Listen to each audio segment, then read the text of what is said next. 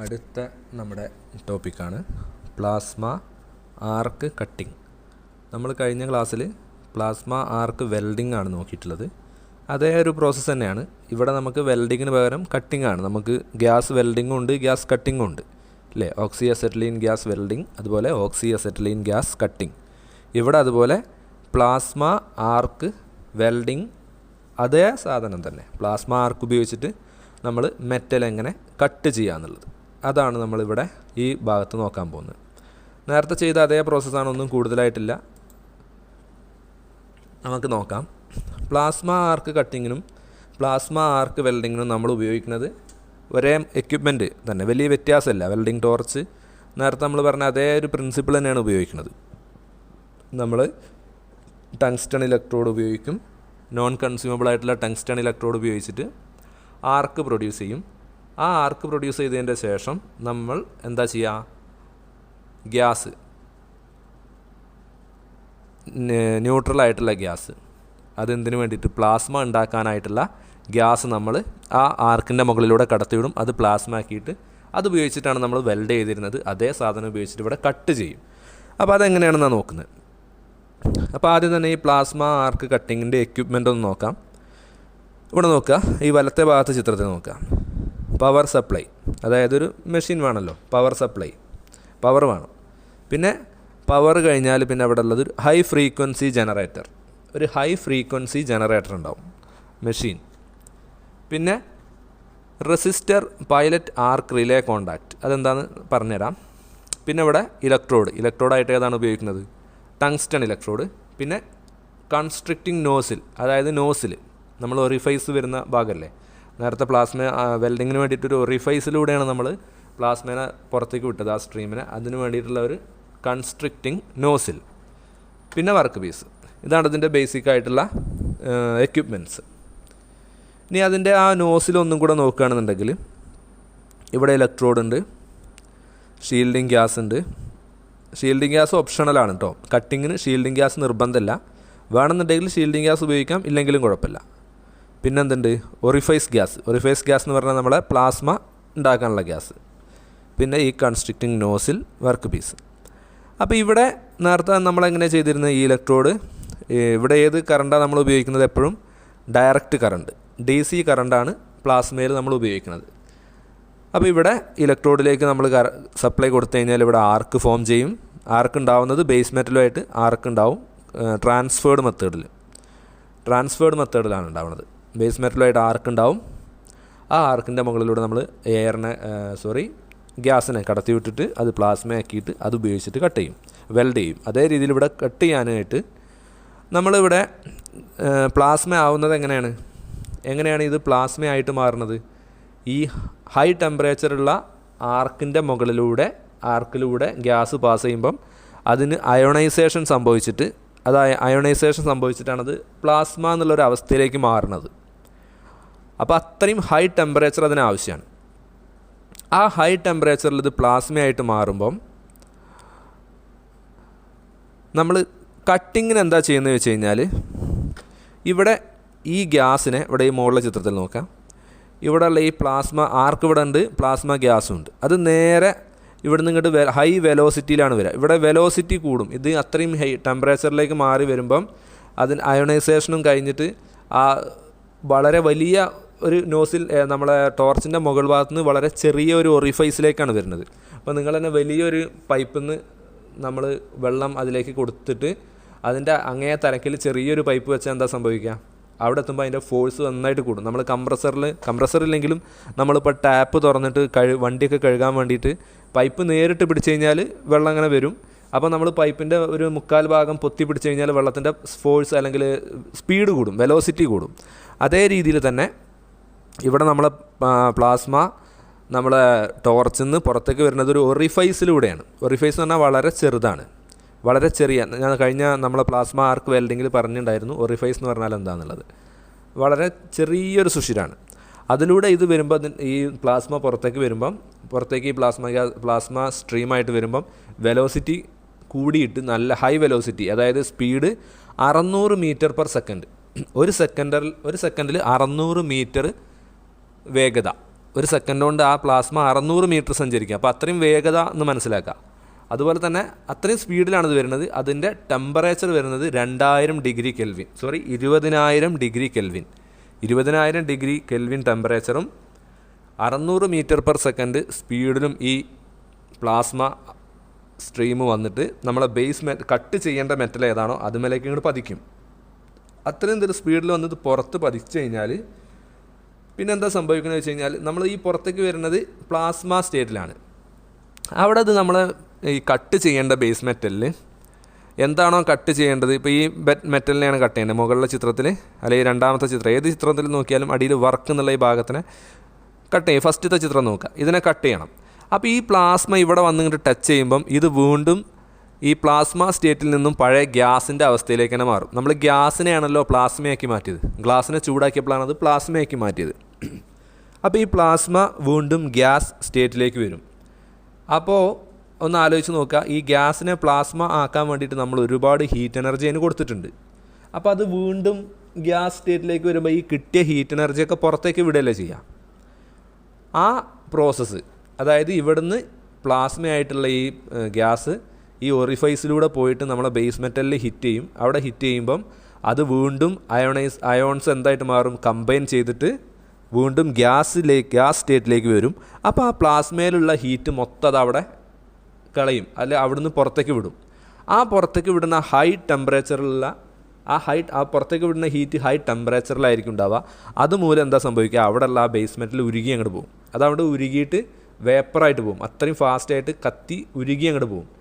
ആ ഒരു ഉരുകി പോവുകയും ചെയ്യും. ആ സ്ട്രീമിൻ്റെ ഫോഴ്സിൽ അവിടെ എന്തെങ്കിലും ബാക്കി ഉണ്ടെങ്കിൽ അതൊരു ഗ്യാപ്പായിട്ട് മാറുക, കട്ടായിട്ട് വരികയും ചെയ്യും.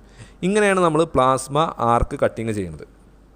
വെൽഡിങ്ങിൻ്റെ അതുപോലെ തന്നെയാണ്, പക്ഷേ ഇവിടെ വെൽഡിങ്ങിൽ അതുപയോഗിച്ച് നമ്മൾ വെൽഡ് ചെയ്യാണ് ചെയ്യുന്നത്. പക്ഷേ ഇവിടെ കുറച്ചും കൂടെ വെലോസിറ്റി ഒക്കെ കൂട്ടും.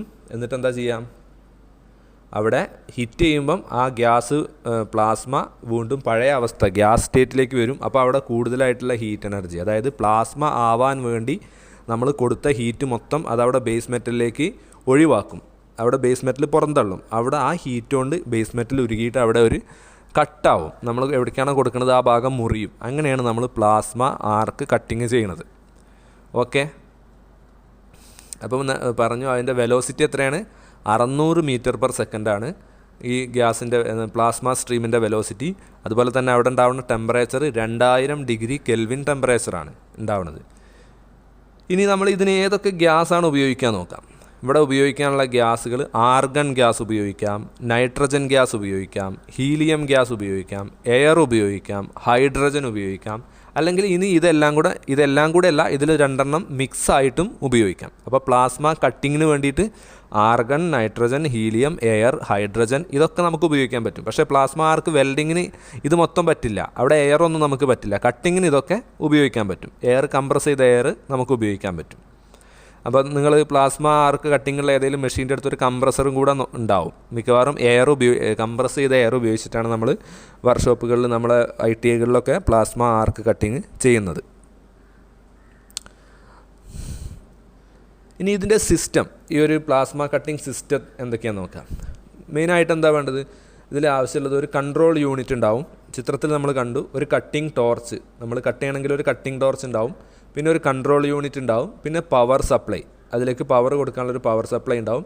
പിന്നെ അതിനെ തണുപ്പിക്കാൻ, നമ്മൾ വെൽഡിങ്ങിൽ കണ്ട അതേപോലെ തന്നെ ഈ ടോർച്ചിനെ തണുപ്പിക്കാൻ വേണ്ടിയിട്ട് ഒരു കൂളിംഗ് വാട്ടർ സിസ്റ്റം ഉണ്ടാവും. കൂളിംഗ് വാട്ടർ അതിലേക്ക് കൊടുത്തിട്ട് പുറത്തേക്ക് കൊണ്ടുവരിക, അങ്ങനെ ഒരു സിസ്റ്റം ഉണ്ടാവും.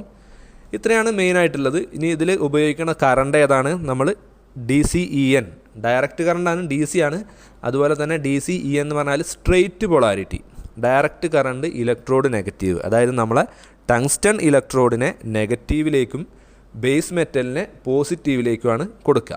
അങ്ങനെയാണ് നമ്മൾ പ്ലാസ്മ ആർക്ക് കട്ടിങ്ങിൽ പൊളാരിറ്റി കൊടുക്കുന്നത്. അതായത് ടങ്സ്റ്റൺ ഇലക്ട്രോഡ് നെഗറ്റീവ് ആയിരിക്കും, എന്തിനാണോ നമ്മൾ കട്ട് ചെയ്യേണ്ടത് അത് പോസിറ്റീവ് ആയിരിക്കും. അപ്പോൾ ആർക്ക് ഇങ്ങോട്ട് ട്രാൻസ്ഫർ ചെയ്യും. ഇവിടെ ഉപയോഗിക്കുന്ന മെത്തേഡ് മറന്നു വരുന്നത് ട്രാൻസ്ഫേർഡ് ആർക്കായിട്ടാണ് ചെയ്യണത്. ഇനി ഇതിൽ ഒരു പൈലറ്റ് ആർക്ക്, ഞാൻ നേരത്തെ പറഞ്ഞ ഒരു പൈലറ്റ് ആർക്ക് എന്ന് പറഞ്ഞൊരു സംഭവമുണ്ട്.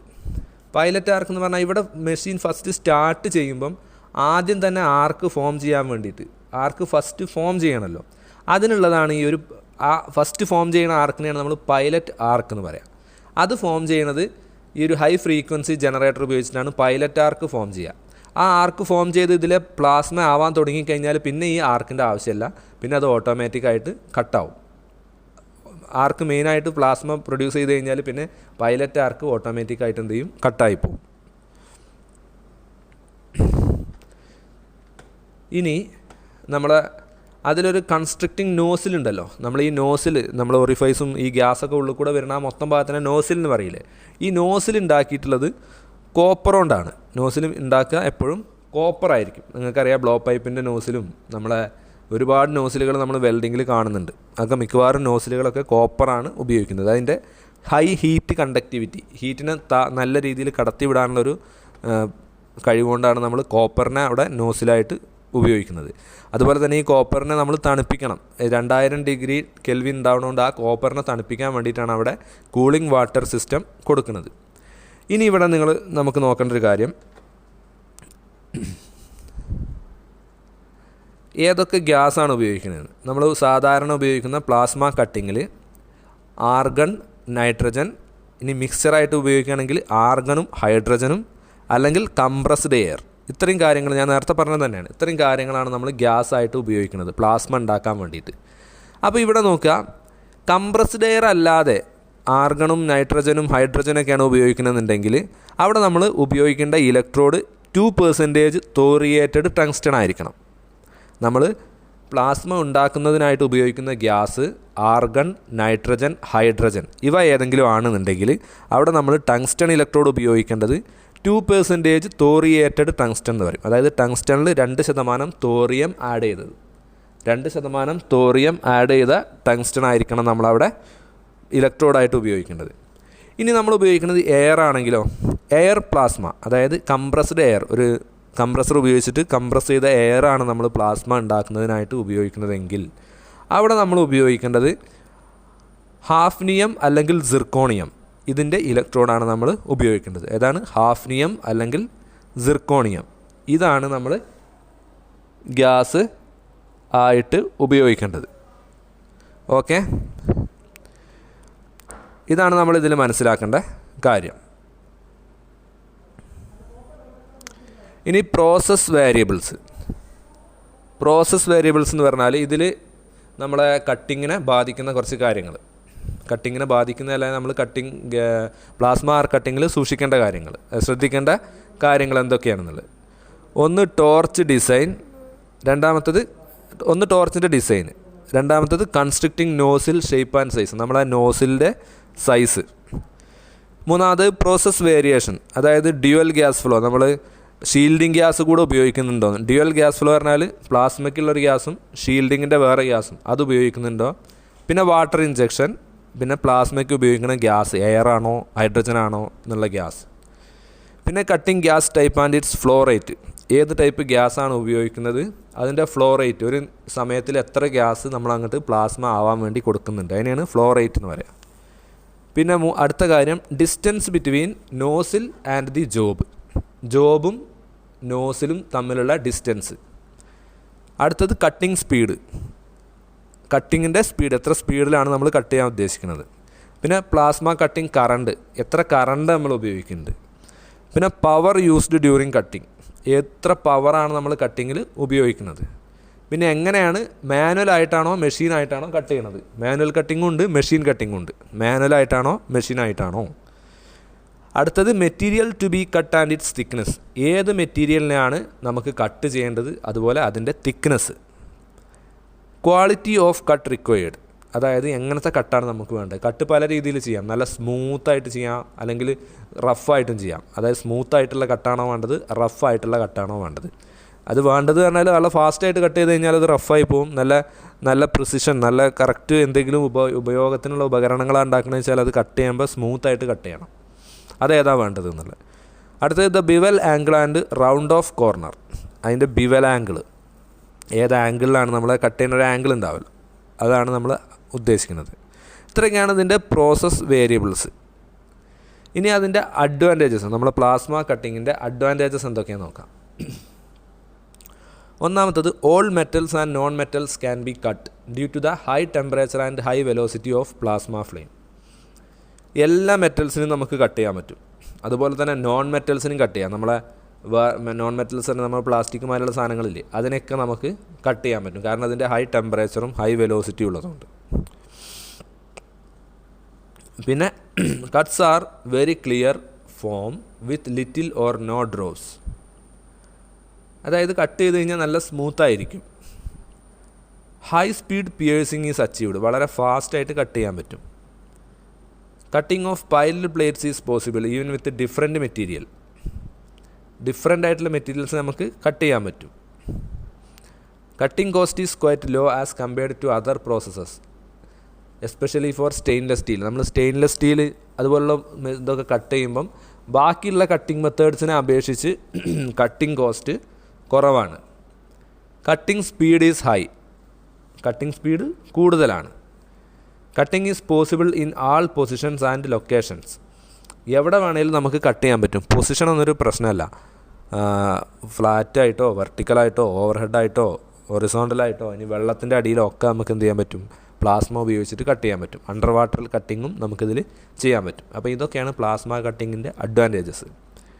ഇനി ഇതിൻ്റെ അപ്ലിക്കേഷൻസ് ഇപ്പോൾ നമ്മൾ പറഞ്ഞത് തന്നെ സ്റ്റെയിൻലെസ് സ്റ്റീൽ കട്ട് ചെയ്യുക, അലുമിനിയം കട്ട് ചെയ്യുക, thin sheet, carbon steel. Carbon സ്റ്റീലാണ് നമ്മളെ മൈൽഡ് സ്റ്റീൽ, ഇതൊക്കെയാണ് കാർബൺ സ്റ്റീലായിട്ട് വരുന്നത്. ഇങ്ങനത്തെയുള്ള കാര്യങ്ങളൊക്കെ നമുക്ക് എന്ത് ചെയ്യാൻ പറ്റും, കട്ട് ചെയ്യുന്നതിനായിട്ട് നമുക്ക് പ്ലാസ്മ കട്ടിങ് ഉപയോഗിക്കാൻ പറ്റും. അപ്പം ഇതൊക്കെയാണ് നമ്മളെ പ്ലാസ്മ ആർക്ക് കട്ടിങ്ങിനെ കുറിച്ച് നമുക്ക് പഠിക്കാനുള്ളത്. ഓക്കെ.